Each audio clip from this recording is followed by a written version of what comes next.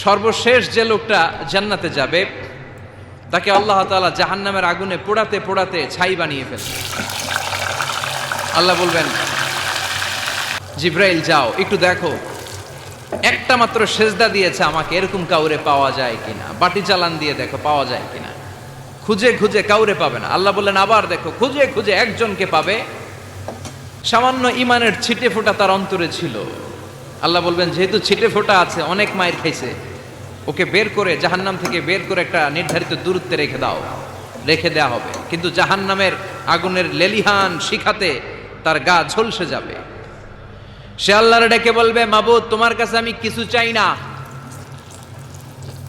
জাহান্নাম থেকে তুমি আমাকে বের করেছো, জীবন নদীর পানি তুমি আমার গায়ের মধ্যে ঢেলে দিয়েছো, আমি আবার সজীবতা ফিরে পেয়েছি। আমি তোমার কাছে জান্নাত চাই না, শুধু নিরাপদ একটা দূরত্বে আমাকে